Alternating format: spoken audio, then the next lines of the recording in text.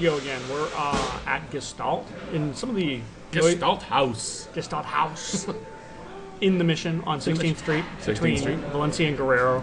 More specifically, between Albion and Guerrero. That's right.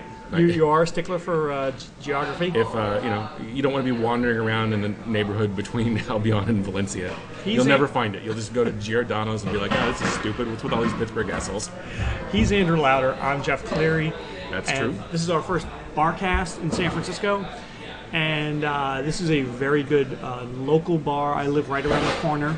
You can hear like people unloading beer from the beer truck right behind us. So you can't get more authentic than that.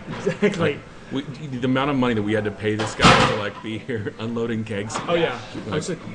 He's here for atmosphere. Exactly. Exactly. They don't need any beer here. Like they were like, we're fine. We're like, you know what? Fuck you. I'm not gonna like record a podcast and like have like just earn you $20 nothing but guys playing pool in the background. Yeah. Like I want people to know. Shut up and do what I tell you. Exactly. And some people they would say use the sound effects reel or something like that. You know what? You know what I say to those people? Fuck you. Exactly. That's what I say. Okay. Your podcast is phony. You're a phony. Lucasfilm, Skywalker Sound. You can keep your Skywalker Ranch up there. Yeah. Just go make another Avatar. I'm gonna do something real for my life. Exactly. What are you afraid of? Are you afraid of hearing something real? Guess what? Blue big giant tall bitches don't exist. Try to get a real girlfriend. How dare you, Andrew? They make love with their hair. Yeah, but they make love to horses or dragons or whatever. So yeah, this is our first Barkast. This is our first ridiculous tangent that has nothing to do with bars. Exactly. You know what? Get used to it, people. There you go. There's more. Oh, by the way, we should talk about this.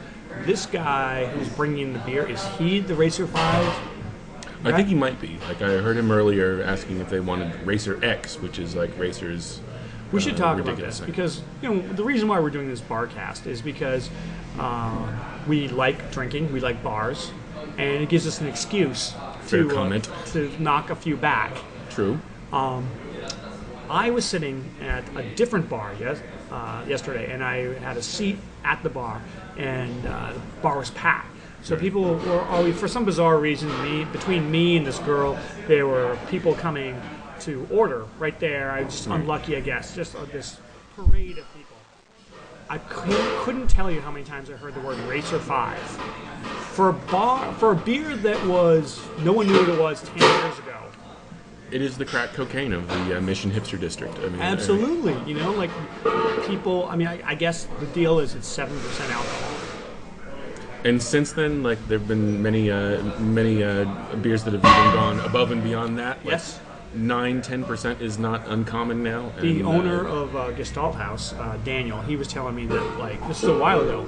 He was saying that all these breweries are putting out high alcohol brews. Right. And it's just hip now. It's a race to the bottom. Exactly. Race to the bottom of the gutter. Well, you ever drink barley wine, Andrew? Yes. And that shit's no joke. That is no joke. Yeah. That is bad news. The worst.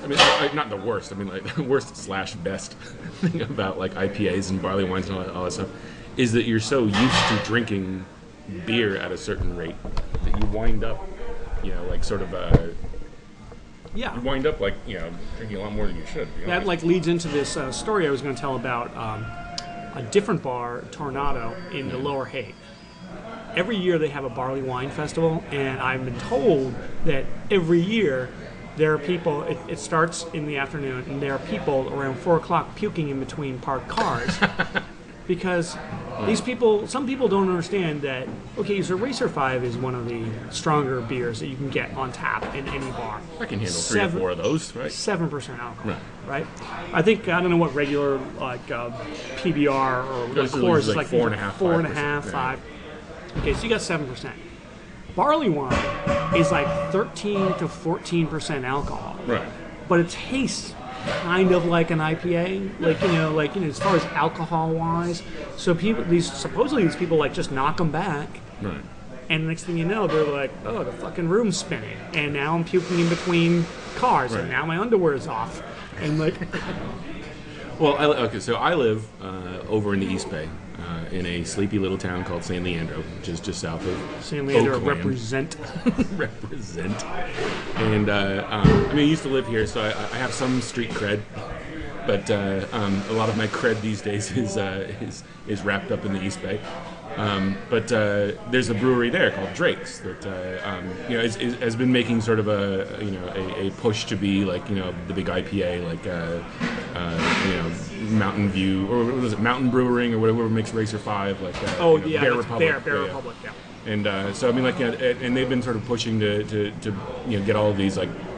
They have one out called Aroma Coma and like Aroma Prieta and like all these like sort of like earthquake / unconscious. They're puns. basically saying if you drink this, you're gonna be devastated. And those, like those are the same thing. They're like 9.0 earthquake. and those are like 10.5%, 11% like triple IPAs and like shit like that, where it's just it becomes this race to like who's got the biggest dick in the beer business. Yeah, we all know who that is. I don't know. There was I read an article about this guy who was going around, and he brewed supposedly the strongest beer ever, and he basically brewed it to get into the Guinness Book of World Records. And then he went on this like tour where he would go around and you could buy like a shot of this beer. And it cost something like $25 for a shot. But you get to say that you drank the strongest beer ever. And it was like 49% alcohol.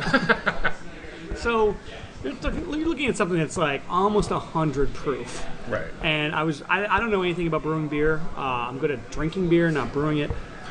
But I was reading in the comment section of the article, like, I don't know anything about brewing beer. So somebody said that he had to distill the beer. And somebody wrote, if you're distilling it, it ain't beer. And sure. I don't really know what that means, but apparently it's kind of bullshit. Right. Well, yeah, I heard that. I mean, like, there was all this, like, I heard sort of like a similar story where, like, they would have to freeze it like 50 times, like, to get the water, like, to accept, like, the hops or whatever into it. And like, so yeah, it just becomes this like, stupid science experiment where you're like, My take is, hope not to blow up the meth lab before you make really, the best beer. I mean, when we were kids, you watch like movies and there's always the mad scientists. These guys are the real mad scientists. Right. It's like, where does this drunk scientists? Where does it stop? Right? Just because you can do it doesn't mean you should do it. Right. It's like, I have a beer that you can light on fire. Right. Like, I'm gonna kill the world with my beer. Everyone becomes like Brewmeister Smith from Strange Brew. Hey, like, I'm gonna get the world addicted to the fucking Strange Elsinore Brew. beer. The older I get, the more Strange Brew looks like a documentary. Or like whoever made Strange Brew, he's like the Nostradamus of the 80s.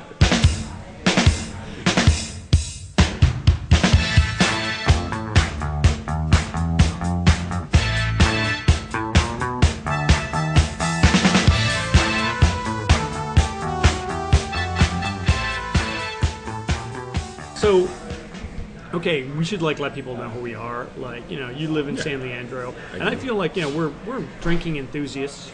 I used to write a column for SFist.com called "Staggering Through Fog." Didn't we talk about SFist? Like, SFist is part of the problem. The Gothamist, the LAist, but like none of those other cities have a unfortunate moniker like SFist.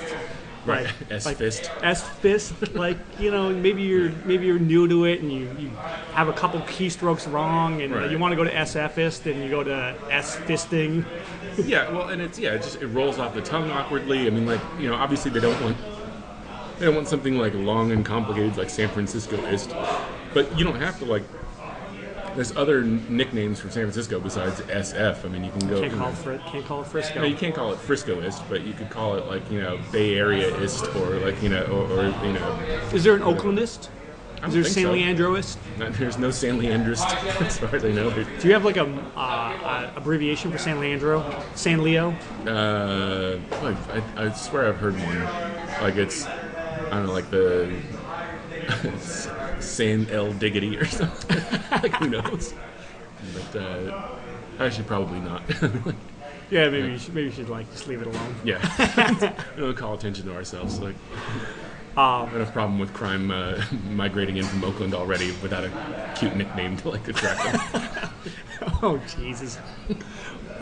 So just so everybody knows what you're in for in the next few barcasts, it's like we're going to try to tackle. We want to review the bars, but we're really into sports. Recorded a different bar each time. Like, yes. Sort of give people a feel for Yeah. what the cool places in town are to hang out at. Well, I feel like If you're exactly like us.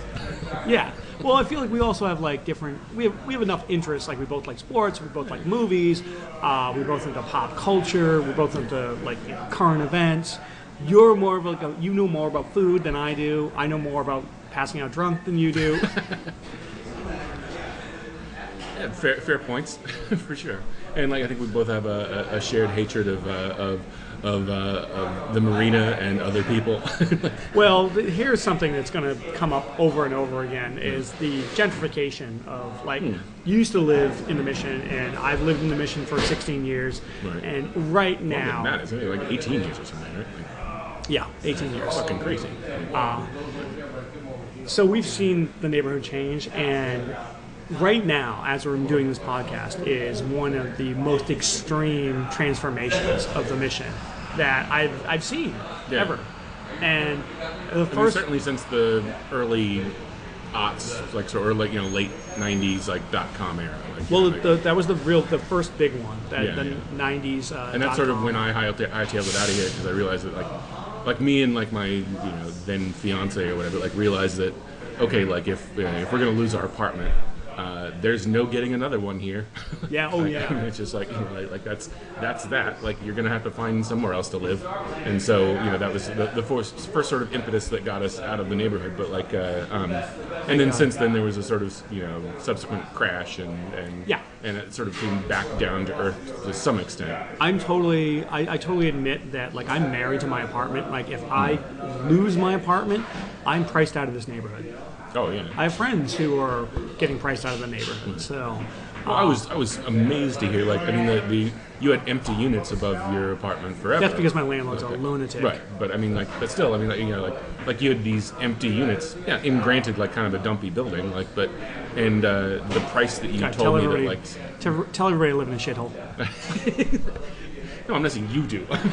I'm saying these people are going to be paying way too much money to. They are. Yeah. I heard what they're paying. I don't know if we should say it, but whatever. I mean, it's a three-bedroom. One of them was a three-bedroom apartment and it went $3,800. Right. And there was a lot more than the mortgage I pay for a house. And they're going to be living, in somewhere where pigeons shit all over you.